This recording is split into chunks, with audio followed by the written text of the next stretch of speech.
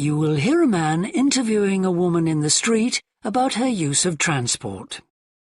First, you have some time to look at questions 1 to 5.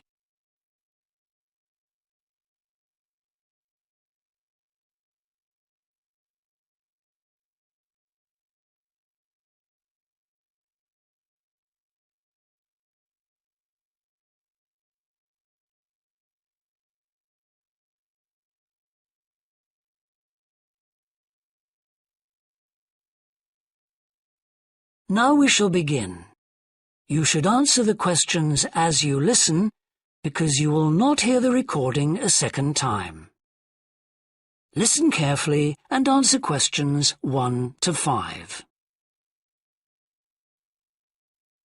Excuse me? Yes? I wonder if you could spare a few minutes to do a survey on transport. It won't take long. No, that's fine. Oh, lovely. The survey is on behalf of the local council. They'd like to know about what transport you use and any suggestions for improvement. Can I start by asking you how you travelled to town today? Sure, I came on the bus. Great. Now, can I get a few details about yourself? OK. What's your name? It's Louisa. Yes. Hardy.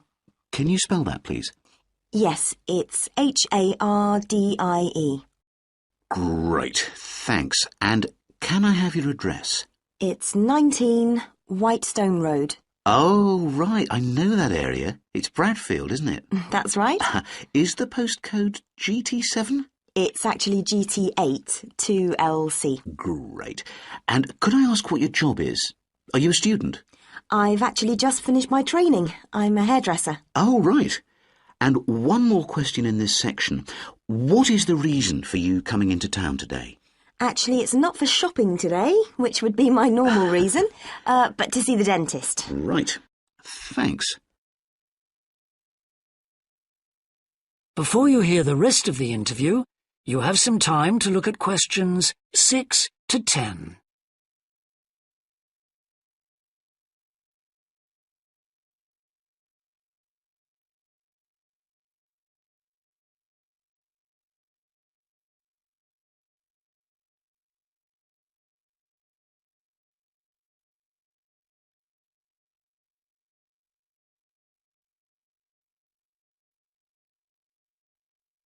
Now listen and answer questions 6 to 10.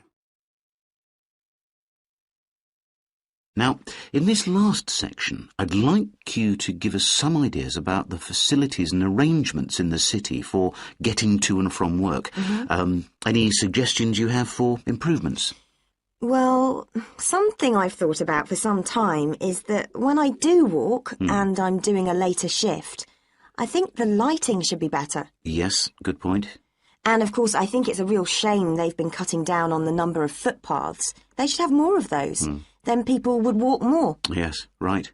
And I don't think there are enough trains. That's why I don't use them. You have to wait so long. Thanks. And finally, I'd like to ask your opinion on cycling. As you may know, there's a drive in the city to get more people to cycle to work. Right. But we realise that there are things which the council, but also employers, might do to help encourage workers to cycle to work. Yeah. Well, I have thought about it, and where I work there are no safe places to leave your bikes. OK. And also, I'd have to cycle uphill, and on a hot day I'd arrive at work pretty sweaty, so I think I'd need a shower somewhere at work. Right. And I suppose the last thing is that I wouldn't be all that confident about cycling on such busy roads. I think I'd like to see you offering training for that. You know, I'd feel a lot better about starting if that was the case. Well, that's very helpful. Thank you very much for your time. No problem. Bye. That is the end of section 1. You now have half a minute to check your answers.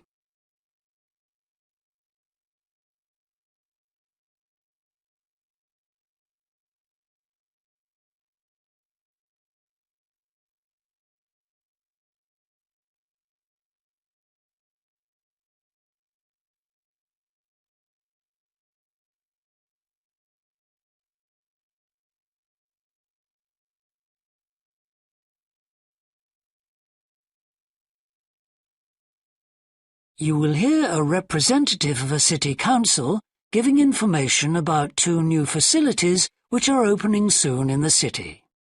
First, you have some time to look at questions 11 to 14.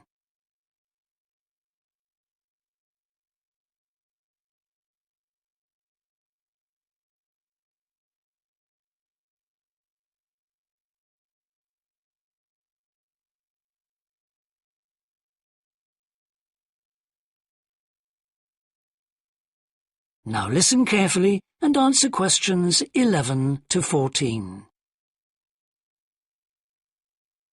Good morning.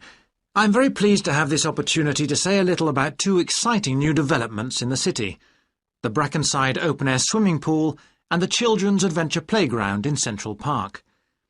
As many of you may know, the idea for these initiatives came from you, the public, in the extensive consultation exercise which the City Council conducted last year, and they have been realised using money from the SWRDC, the South West Regional Development Commission. First of all, Brackenside Pool.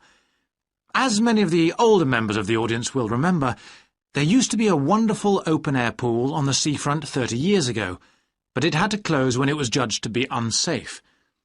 For the design of this new heated pool, we were very happy to secure the talents of internationally renowned architect Ellen Wendon, who has managed to combine a charming 1930s design, which fits in so well with many of the other buildings in the area, with up-to-the-minute features such as a recycling system, the only one of its kind in the world, which enables seawater to be used in the pool. Now, there's been quite a bit of discussion in the local press about whether there would be enough room for the number of visitors we're hoping to attract, but the design is deceptive, and there have been rigorous checks about capacity.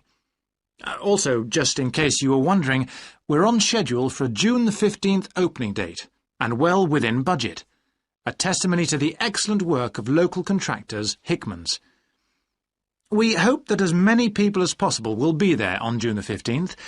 We have engaged award-winning actress Coral White to declare the pool open, and there'll be drinks and snacks available at the poolside. There'll also be a competition for the public to decide on the sculpture we plan to have at the entrance. You will decide which famous historical figure from the city we should have. Before you hear the rest of the talk, you have some time to look at questions 15 to 20.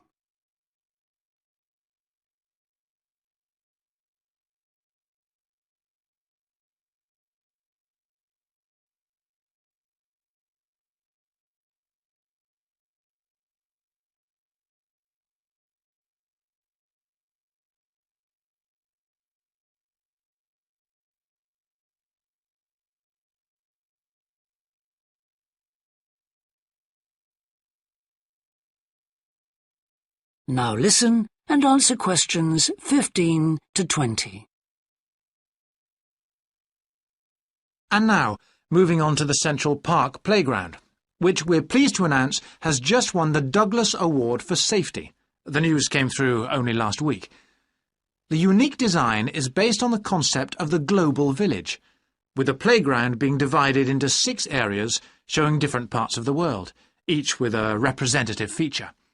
For example, there is a section on Asia, and this is represented by rides and equipment in the shape of snakes, orangutans, tigers and so on, fauna native to the forests of the region. Moving south to the Antarctic, we couldn't run to an ice rink, I'm afraid, but opted instead for climbing blocks in the shape of mountains. I thought they could have had slides for the glaciers, but the designers did want to avoid being too literal. Then on to South America. And here the theme is El Dorado, games replicating the search for mines full of precious stones. And then, moving up to North America, here there was considerable debate. I know the contribution of cinema and jazz was considered, but the designers finally opted for rockets and the International Space Station. Eastwards to Europe then, and perhaps the most traditional choice of all the areas, medieval castles and other fortifications. Then last but not least, moving south to Africa, and a whole set of wonderful mosaics and trails to represent the great rivers of this fascinating and varied continent. Now, the opening date for our global playground is the 10th of July. And again, we'd love to see you there. So, make a date and come and see this magnificent, original new amenity right in the heart of the city. That is the end of section 2. You now have half a minute to check your answers.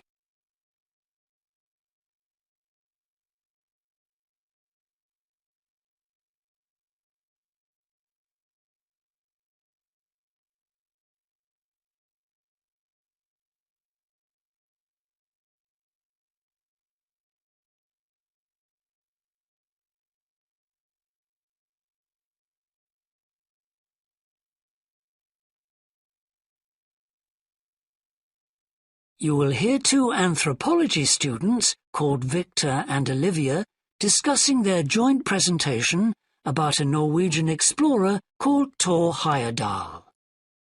First, you have some time to look at questions 21 to 24.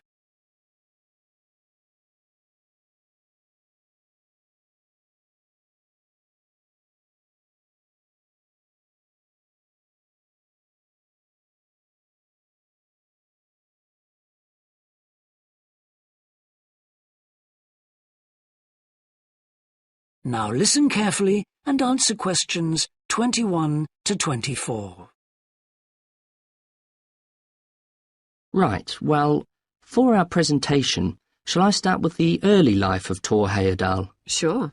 Why don't you begin with describing the type of boy he was, especially his passion for collecting things? That's right. He had his own little museum. And I think it's unusual for children to develop their own values and not join in their parents' hobbies. I'm thinking of how Heyerdahl wouldn't go hunting with his dad, for example. Yeah, he preferred to learn about nature by listening to his mother read to him. And quite early on, he knew he wanted to become an explorer when he grew up. That came from his camping trips he went on in Norway, I think.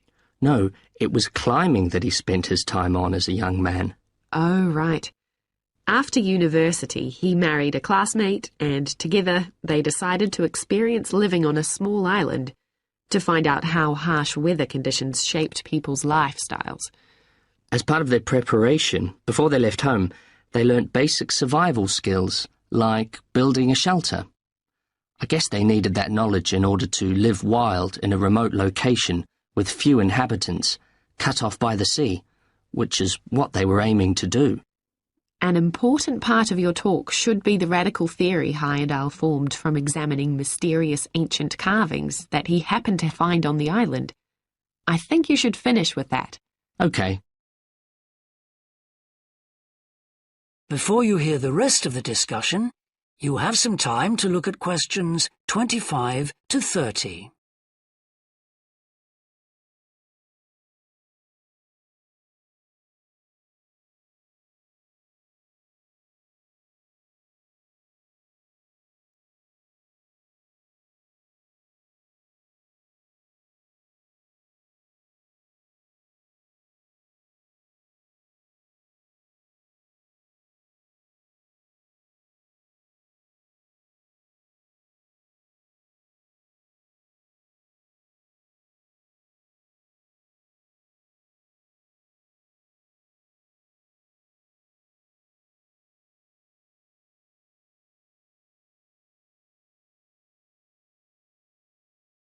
Now listen and answer questions 25 to 30. All right, Victor, so after your part, I'll talk about Thor Heyerdahl's adult life, continuing from the theory he had about Polynesian migration. Up until that time, of course, academics had believed that humans first migrated to the islands in Polynesia from Asia in the west. Yes, they thought that travel from the east was impossible because of the huge empty stretch of ocean that lies between the islands and the nearest inhabited land. Yes, but Heyerdahl spent ages studying the cloud movements, ocean currents, and wind patterns to find if it was actually possible. And another argument was that there was no tradition of large shipbuilding in the communities lying to the east of Polynesia. But Heyerdahl knew they made lots of coastal voyages in locally built canoes. Yes, or sailing on rafts, as was shown by the long voyage that Heyerdahl did next. It was an incredibly risky journey to undertake. Sometimes I wonder if he did that trip for private reasons, you know, to show others that he could have spectacular adventures. What do you think, Olivia? Well, I think it was more a matter of simply trying out his idea, to see if migration from the east was possible. Yes, that's probably it. And the poor guy suffered a bit at that time because the war forced him to stop his work for some years. Yes. When he got started again and planned his epic voyage, do you think it was important to him that he achieve it before anyone else did?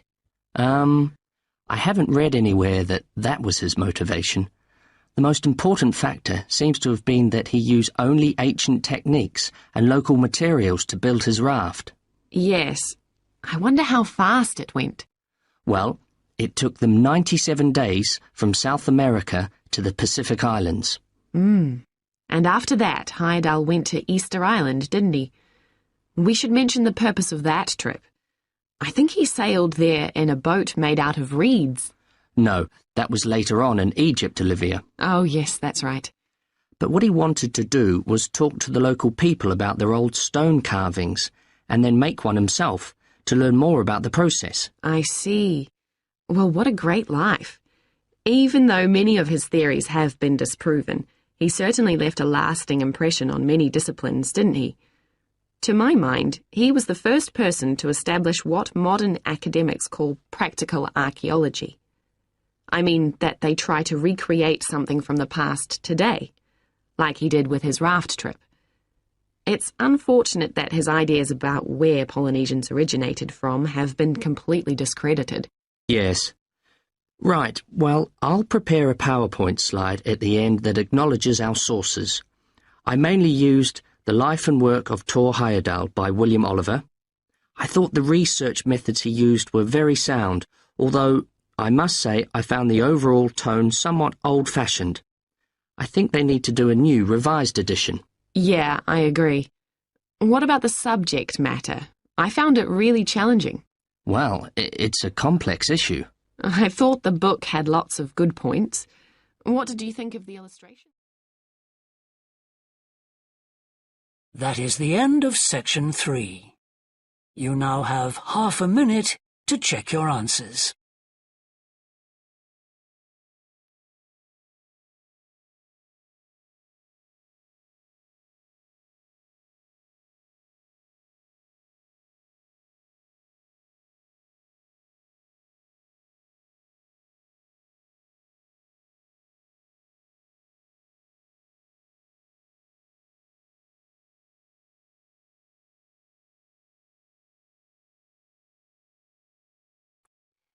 You will hear a business student predicting how management might change in the next few years.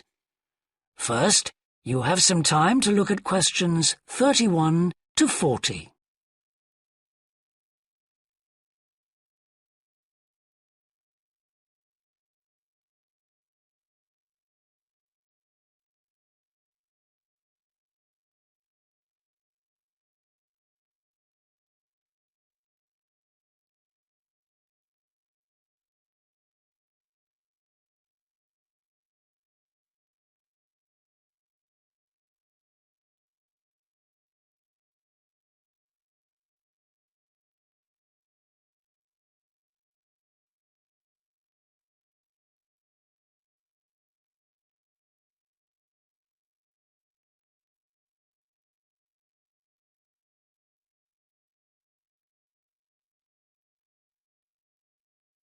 Now listen carefully and answer questions 31 to 40. Well, I've been talking to managers in a number of businesses and reading surveys about the future of management. And what I'm going to present in this seminar is a few ideas about how the activity is likely to change in the next 10 years. It isn't a scientific statistical analysis, just some ideas for us to discuss. One area I want to mention is business markets, and I'm sure a really significant development will be a major increase in competition, with companies from all around the world trying to sell similar products. Consumers will have much more choice. For instance, food products sold in Australia might be manufactured in the USA, China, Finland, and dozens of other countries.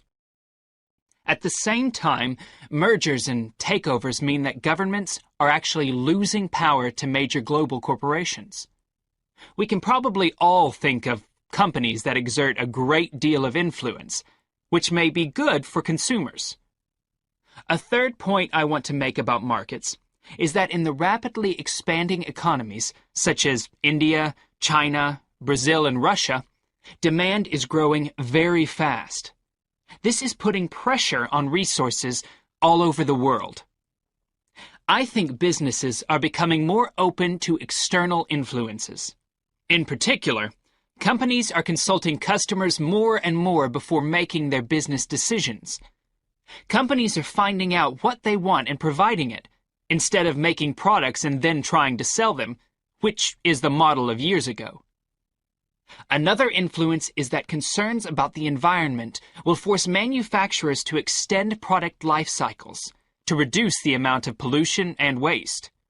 And, in some cases, regulation will need to be strengthened.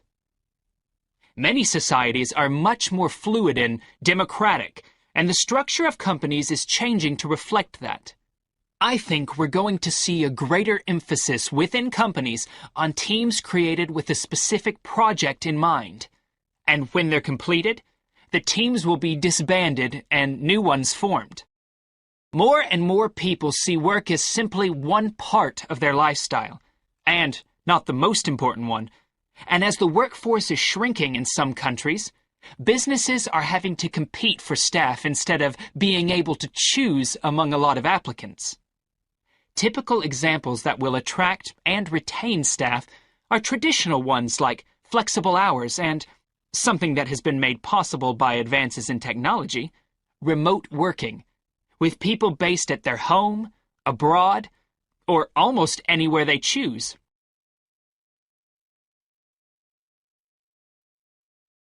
Management styles will almost certainly continue to change. Senior managers will require a lot more than the efficiency that they've always needed. Above all, they'll need great skills in leadership so that their organization can initiate and respond to change in a fast-moving world where they face lots of competing requirements and potential conflicts. In most of the world, the senior managers of large businesses are mainly men in their 50s and 60s. The predominant style of management will almost certainly become more consultative and collaborative, caused, above all, by more women moving into senior management positions.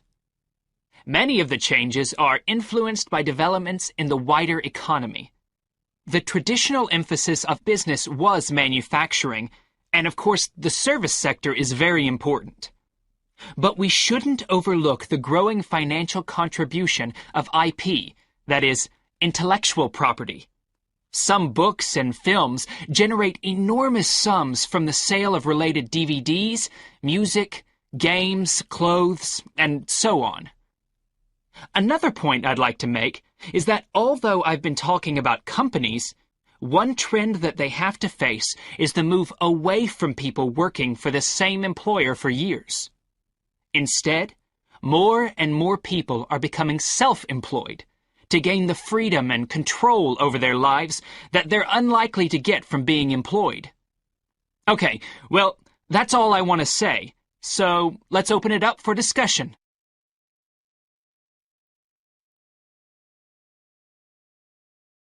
You now have half a minute to check your answers.